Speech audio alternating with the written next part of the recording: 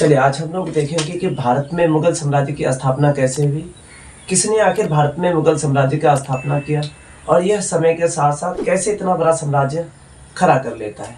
तो चलिए हम लोग देखेंगे। सबसे पहले देखते हैं कि मुगल साम्राज्य का स्थापना किसने किया था। मुगल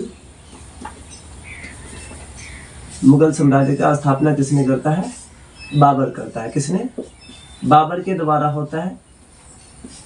कब किया था बाबर? 1526 में। याद रखना, मुगल साम्राज्य की स्थापना 1526 में किसने करता है? बाबर करता है। बाबर का जन्म जो हुआ था वो कहाँ पे हुआ? बाबर का जो जन्म होता है कहाँ पे होता है? वह उज्बेकिस्तान के फरगान में हुआ था। कब हुआ था? याद रखना, 14 फरवरी 1483 को। कहाँ पे हुआ था? उज्बेकिस्तान के फरगान में। याद रखना कहाँ पे हुआ था? फरगान में। कहाँ का? फरगान में हुआ था, है ना। उज्बेकिस्तान के कौन सा? फरगान में हुआ था। एक बार रिपीट करें, बाबर का जन्म कब होता है? 14 फरवरी 1483 को। कहाँ पे? उज्बेकिस्तान के फरगान में। पिता का नाम क्या है? पिता का नाम उमर शेख मिर्जा है। उमर शेख मिर्जा। क्या नाम है? उमर शेख मिर्जा। याद रखें, पिता का नाम है उमर शेख मिर्जा। और उमर शेख मिर्जा, याद रखना, यह किस वंश से संबंधित था?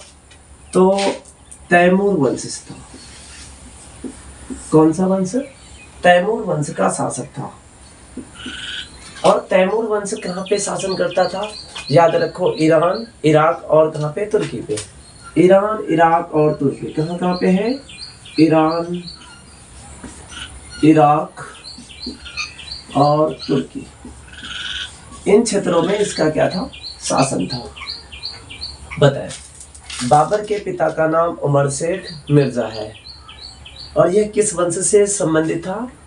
तैमूर वंश से। और तैमूर का शासन कहाँ पे होता है? ईरान, इराक और तुर्की में। माता का नाम याद रखना, माता का नाम है कुतलुक निगार खानम। कौन सा है? कुतलुक निगार खानम।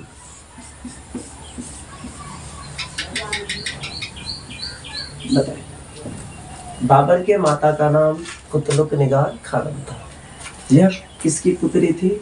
यूनुस खां की। किसकी पुत्री? यूनुस खां की क्या थी? पुत्री थी। बताए। कुतलुक निगार खानम किसकी पुत्री है? यूनुस खां की पुत्री है। बताया, यूनुस खां किस वंश से संबंधित था? यह मंगोल वंश से संबंधित था। कौन सा वंश? मंगोल वंश से। मंगोल वंश से। सुनना, मंगोल वंशों का जो शासन था वह सेंट्रल एशिया यानी मध्य एशिया और चीन के क्षेत्रों में था। कहाँ कहाँ पे? मध्य एशिया और चीन के क्षेत्रों में था। यहाँ तक क्लियर हो गया। उसके बाद याद रखना, बाबर जो है वह 8 भाई बहनों से था। बाबर कितना भाई बहन थे? 8 भाई बहन थे, जिसमें से 3 क्या होता है? भाई होता है और 5 बहनें होता है। कितना भाई है? भाई कितना है? 3 है। सुनना, 3 में से सबसे बड़ा बाबर होता है। पहले बाबर, उसके बाद नासिर, उसके बाद जहांगीर। सुनना, बाबर 3 भाई से था। कौन कौन सा है? बाबर है खुद, उसके बाद नासिर, जहांगीर। और बहन कितना है? बहन कितना है बताया आप लोग? 5 है। याद रखना, ये 5 बहन में से याद रखने का तरीका बता देते आपको। 3 है बेगम। बेगम कितना है? बेगम 3 है। उसके बाद सुल्ताना 2 है। सुल्ताना कितना है? 2 है। बेगम में याद रखना, खानदाजा बेगम है। उसके बाद महिर बेगम। उसके बाद है शाहबानो बेगम है। बताए, बेगम में कितना है? 3 है। कौन कौन सा है? खानदाजा बेगम, महिर बेगम और शाहबानो बेगम। एक बार रिपीट करें, खानदाजा बेगम, महिर बेगम और कौन है? यानी शाहबानो बेगम है। उसके बाद सुल्ताना में याद रखें, कादर सुल्ताना। क्या है? कादर सुल्ताना है। उसके बाद रकिया सुल्ताना है। रकिया सुल्ताना। कितना भाई बहन था? 8 भाई बहन था, जिसमें से 3 भाई था। भाई का नाम बोलते हैं बाबर है, नासिर है, जहांगीर है। बहन कितना है? 5 है, जिसमें से 3 क्या है? बेगम है, उसके बाद 2 सुल्ताना है। बेगम में याद रखना खानदाजा बेगम है, महिर बेगम, उसके बाद शाहबानो बेगम। सुल्ताना में कौन है?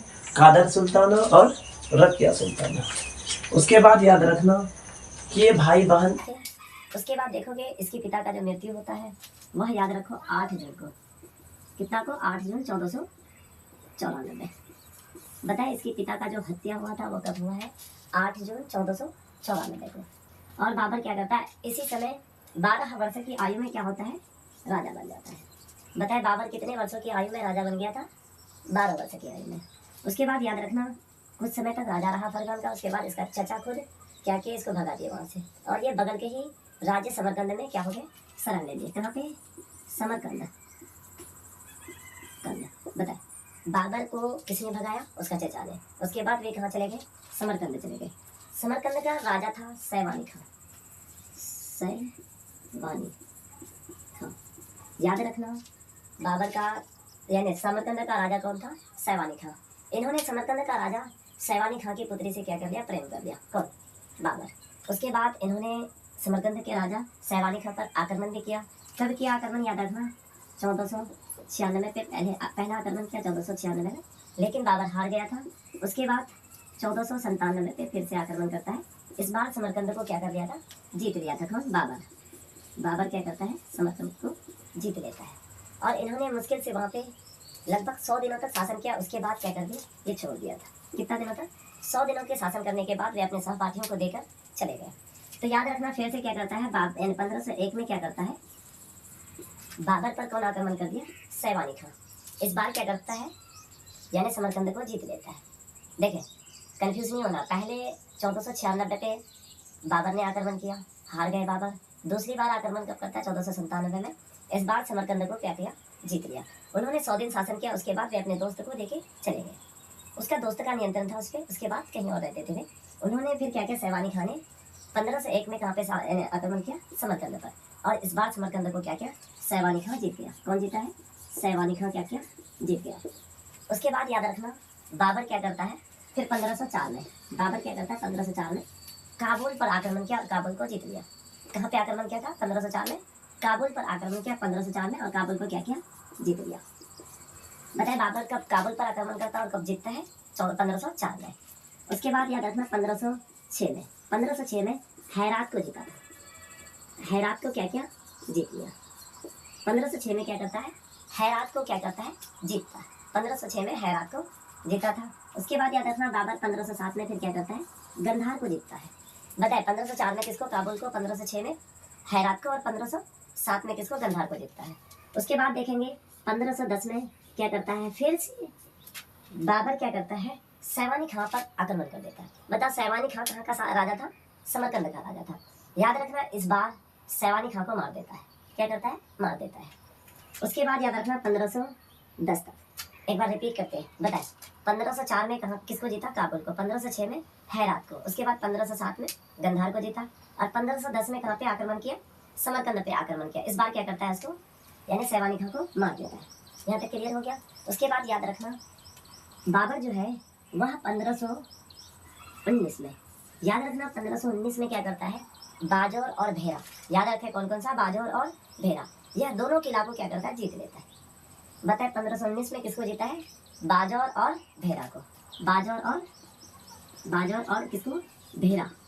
ये दोनों किला को क्या किया है? जीत लिया। यहाँ तक समझ में आ गया। उसके बाद याद रखना 1520 में क्या करता है? 1520 में क्या करता है? पंजाब और सियालकोट। कौन सा? सियालकोट। पंजाब और सियालकोट को कब जीता है? 1520 में। बताए 1520 में किसको जीता है? पंजाब और सियालकोट को। उसके बाद याद रखना 1524 में क्या करता है? बाबर कहाँ पे? पेशावर पे आक्रमण करता है और पेशावर को क्या करता है? जीत लेता है। 1524 में किसको? पेशावर को क्या करता है? पेशावर को जीत लेता है। बताए यहाँ तक समझ आया? एक बार रिपीट करते, कोई दिक्कत नहीं, देख लो। पहले याद रखें 1483 में क्या हुआ था? जन्म हुआ था। उसके बाद 1494 पिता का मृत्यु हुआ था और ये क्या बना था, राजा बना था। उसके बाद देखेंगे 1497 पे 96 पे पहला आक्रमण समरकंद पे करता है, क्या हो जाता है, हार जाता है। उसके बाद देखेंगे फिर 1497 में फिर से आक्रमण करता है। 97 पे कहाँ पे आक्रमण किया था, समरकंद पे करता है और इस बार बाबर क्या हो जाता है, जीत जाता है। उसके बाद याद रखना 1501 में क्या करता है कि सैवानी खान ने किस पे आक्रमण कर दिया था, बाबर पे। इस बार बाबर क्या हो जाता है, हार जाता है। उसके बाद याद रखना 1504 काबुल को जीता था, 1506 हेरात को जीता था, 1507 गंधार को जीता था, 1510 सैवानी खान ने क्या किया था, बाबर पे आक्रमण किया था। 1519 में बाजौर और भेरा के किला को जीतता है बाबर। 1520 में फिर क्या करता है, पंजाब और सियालकोट को जीता है। 1524 में क्या करता है बताए, 1524 में पेशावर को जीतता है। यहाँ तक क्लियर हो गया। उसके बाद याद रखना, इस समय जिस समय बाबर पेशावर को जीता था उस समय भारत में लोधी वंश का शासक था। किसका शासन था, लोधी वंश का। और खास तौर से याद रखना लोधी में भी कौन सा था, इब्राहिम लोधी। इब्राहिम लोधी था। बताया जिस समय पेशावर पे आक्रमण समय भारत में किसका शासन था, लोधी वंश का था। लोधी वंश का अंतिम राजा जो होता है वो कौन होता है, इब्राहिम लोधी। इब्राहिम लोधी का दो चचा था। इब्राहिम लोधी का दो चचा था। वह दोनों चचा नहीं चाहते थे कि इब्राहिम लोधी क्या हो, भारत का राजा रहे। इसलिए इन दोनों ने क्या किया मिलके, किसको, बाबर को मंगाया। और बाबर को मंगाने के बाद क्या करता है, पहला युद्ध करता है इब्राहिम लोधी से। इब्राहिम लोधी 1526 में होता है पहला युद्ध, पानीपत का युद्ध। बताया बाबर को जो मंगाया था वह कौन गया था लाने के लिए, दिलावर खां। याद रखना यह दौलत खां का क्या था, बेटा था। कौन था, दौलत खां का बेटा था। इसका दोनों चचा का नाम याद रखे, दौलत खां है, दूसरा आलम खां है। बताए जो इब्राहिम लोधी का दोनों चचा का नाम याद रखे, एक का नाम क्या था, दौलत खां, दूसरा का नाम है आलम खां। सुनना, आलम खां लोधी है, दौलत खां लोधी है। दौलत खां का ही पुत्र होता है कौन, दिलावर खां लोधी। और यही दिलावर खां लोधी बाबर के पास गया था पेशावर, और उन्होंने निमंत्रण दिया किसको, बाबर को, कि आपको जाना है कहाँ पे, भारत में, और भारत में किसको हराना है, इब्राहिम लोधी को। और इब्राहिम लोधी को हरा के आपको जितना संपत्ति लेना है लेके आप फिर क्या करें, आप आ जाइएगा पेशावर। बाबर ने क्या किया, अपनी सेना लेके कहाँ पे पहुंच गए, पानीपत। याद रखना पहला युद्ध पहला पानीपत का युद्ध होता है 1526 में होता है। 1526 में होता है बाबर, उसके बाद इब्राहिम लोधी के बीच होता है। किसके बीच होता है, वर्सेस देखते हैं, इब्राहिम लोधी के बीच होता है। इब्राहिम लोधी के बीच, किसके बीच हुआ था, इब्राहिम लोधी के बीच हुआ था। उसके बाद सुनना, इब्राहिम लोधी वंश का शासक था। और इब्राहिम लोधी को क्या करता है, पानीपत का पहला युद्ध में इसको मार देता है।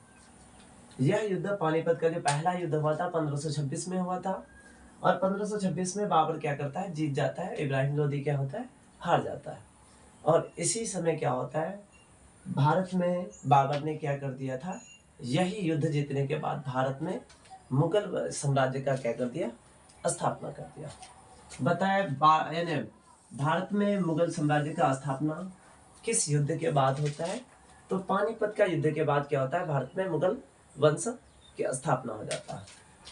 उसके बाद याद रखें 1527 में याद रखना खानवा का युद्ध हुआ था। कौन सा युद्ध, खानवा का युद्ध। पहला देखो 1526 में कौन सा, पानीपत का युद्ध होता है। ये कौन सा युद्ध हुआ था, पानीपत का युद्ध। कौन सा, पानीपत का युद्ध होता है। दूसरा कौन सा है, खानवा का युद्ध होता है। खानवा का युद्ध में याद रखें बाबर थे, बाबर और राणा सांगा थे। कौन थे, राणा सांगा। बाबर और राणा सांगा के बीच हुआ, जिसमें राणा सांगा की मृत्यु हो गई और बाबर क्या हो गया, यह युद्ध जीत गया था। उसके बाद देखेंगे 1529 में, 1529 में होता क्या है, 1527 में, यार यहाँ पे मिस्टेक हो गया। खानवा का युद्ध कब होता है, 1527 में होता है। किसके किसके बीच होता था? बाबर और राणा सांगा के बीच हुआ, जिसमें राणा सांगा की क्या हो गई? मृत्यु कर। उसके बाद खानवा का युद्ध कौन जीता? बाबर जीता, याद रखें। उसके बाद 1528 में याद रखना कौन सा? चंदेरी का युद्ध हुआ था। चंदेरी का युद्ध हुआ। तो चंदेरी का युद्ध में याद रखना कौन कौन थे? बाबर था,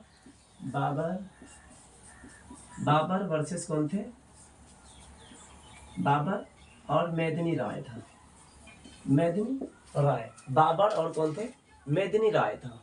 इसमें किसका हार हो जाता है? मेदिनी राय का हार होता है और बाबर क्या होता है? जीत जाता है। उसके बाद अगला फिर देखें 1529 में ये होता है आपका घाघरा का युद्ध। कौन सा? घाघरा का क्या होता है? घाघरा का क्या होता है? युद्ध होता है। और घाघरा के युद्ध में क्या होता है? 1529 में घाघरा का युद्ध जो होता है वह होता है बाबर और महमूद लोदी के बीच होता है। किसके बीच होता है? महमूद लोदी के बीच होता है। और इसमें क्या होता है? महमूद लोदी भाग जाता है और बाबर क्या होता है? यह भी युद्ध जीत जाता है। उसके बाद देखोगे 1530 में क्या होता है? बाबर की मृत्यु हो जाती है। एक बार रिपीट कर देते, देखें एक बार क्या करते हैं, पूरे रिपीट कर देते हैं। याद रखना, यहाँ पे रिपीट करते हैं ना। याद रखें 1483 में क्या हुआ था? बाबर का जन्म हुआ था। 1496 में क्या 94 में क्या होता? राजा बना था और इसी समय पिता का मृत्यु हुआ था। 1497 में क्या होता है? 96 में पहली बार समरकंद पे आक्रमण किया और क्या हो गए? हार गए बाबर। उसके बाद 1497 में फिर क्या होता है? दूसरी बार आक्रमण करता है समरकंद पर और यह जीत जाता है।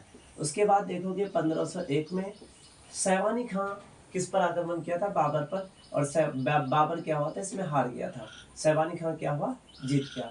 उसके बाद देखोगे 1504 में यह काबुल पर आक्रमण किया और काबुल को जीता था। 1506 में देखोगे आप, 1506 में हेरात को जीता था और 1507 में गंधार को जीता था। 1510 में देखोगे आप, 1510 में समरकंद पे फिर क्या किया था? बाबर ने आक्रमण किया था। फिर अगला देखोगे 1519 में, बताओ यार क्या हुआ था? 1519 में भेरा और बाजौर का किला को जीता था। 1520 में देखेंगे आप, 1520 में क्या होता है? यह 1520 में पंजाब और सियालकोट को क्या किया था? जीत गया था। उसके बाद 1524 में देखेंगे, 1524 में क्या होता है कि यह पेशावर को जीता था। किसको? पेशावर को जीतता है।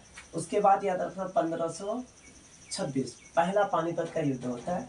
उसके बाद 1527 में खानवा का युद्ध होता है। 1528 में क्या होता है? 1528 में क्या होता है? चंदेरी का युद्ध होता है। 1529 में क्या होता है? घाघरा का युद्ध होता है। और 1530 में क्या होता है? बाबर की मृत्यु हो जाती है। बताइए आप, समझ में आया यहाँ तक? ये था पूरा बाबर का कहानी। चले, आप लोगों को अगर कुछ उतारना है तो उतार सकते हैं। यहाँ